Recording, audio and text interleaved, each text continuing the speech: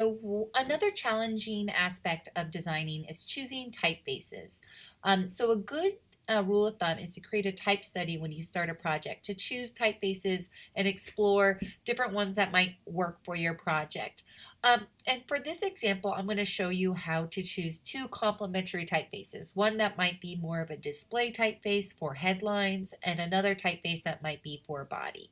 So you can do a type study in Adobe Illustrator or Adobe InDesign. It's up to you of which one you want to do. In this case, I'm going to use Adobe InDesign. So you'll see that I created a couple of type boxes here, one for headline that is a larger size and one for body, and then two different type boxes for the labels for it. So it's literally just creating a text box, just drawing one of this size, and then just typing in a word and then just formatting it for a certain size. So I made it 48 point for that.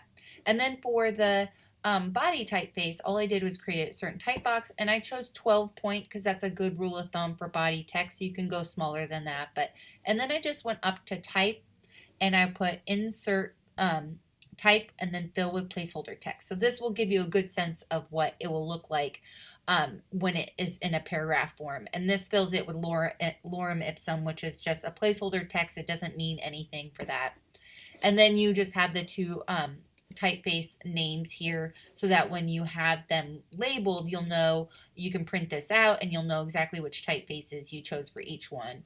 This is especially helpful like if you were opening up this file on a computer that you didn't have your font files on and you forgot which font you used, you had it labeled here so then you can look it up and download those fonts. So speaking of that, let's go to some of their online resources you have available to you.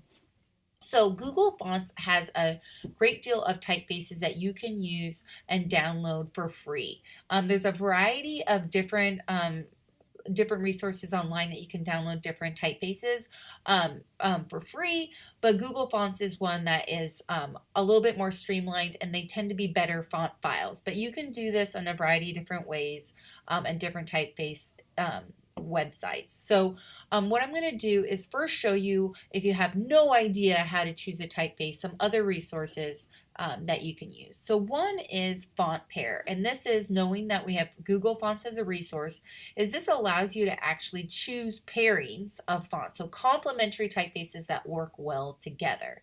So look, we have sans serif and serif, so this means that your headline would be sans serif and then your body would be serif.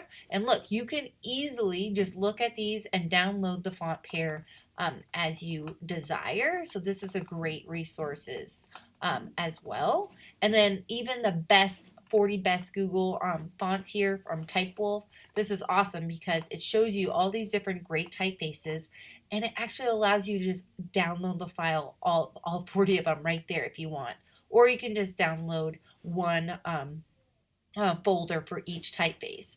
And you'll see that underneath the typefaces, it will tell you how many weights there are. That means that there might be varying bold, there might be medium, light, bold, etc. And having a large type family with varying weights is really, really helpful to do that. So let's say that you wanted to download one of these typefaces, for example, Work Sans. So if you were doing this from Google Fonts, this is how you would do it. So you can see these are all the weights of it, so it's really helpful for that. So you can look at all these different, all this different information about it. So you could go select this font, and you'll see you have this little pop-up on your window here. So you click on that, and this might be a little bit confusing because you're like, see all this code. Don't worry about that. Just go up here and you just hit the little download button, okay? So don't get intimidated by everything else. So rule of thumb is when you have a project folder, make a font folder,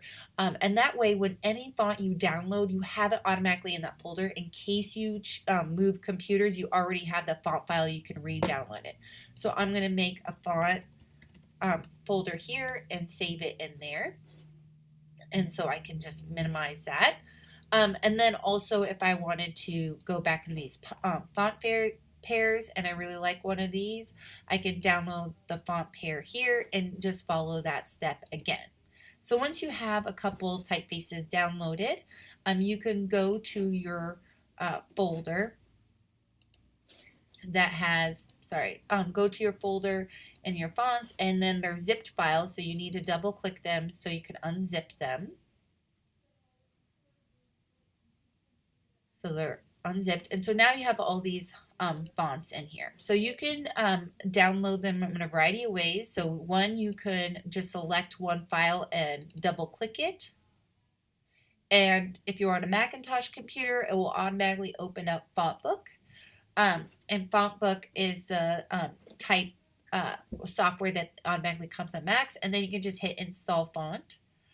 If there is any errors, there might be a little warning. You might need to check that and say install font. But once you have FontBook open like this, it's really actually more streamlined to just hit the little plus button and then choose your folders that have all the fonts in them, so you don't have to choose them individually. So you can just select the fonts folder and go open, and it will search for all the fonts within that folder and add them automatically. So so we can see that now it has the Montserrat, the domain, etc. already in there, so you don't have to individually select those files. So once you have that all downloaded, then you can go into your InDesign file or Illustrator file, and you can actually start to change the typefaces. So you can choose this, and then you can monitor. I think that's how you spell it. So you have the two R's. So you can put the name here, and it's good to put bold, so because there's different weights, and you can change the size here. And then this one I believe was domain, so then you can put, and then you can start to explore different typefaces. And then it also allows you to explore different sizes too. If you're like, oh, that has a really high X height, it doesn't need to be quite as large, it might need have more open leading here, so you can kind of figure out what looks the best. And remember, you can just hit the preview right here just to see what it looks like. And then this is really helpful when you're actually exploring typefaces. And then you can print this out for your resource book or any other sketchbook that you might have, and keep exploring different typefaces. So that's something that I would really encourage you to do and sometimes require you to do when you are working on a project.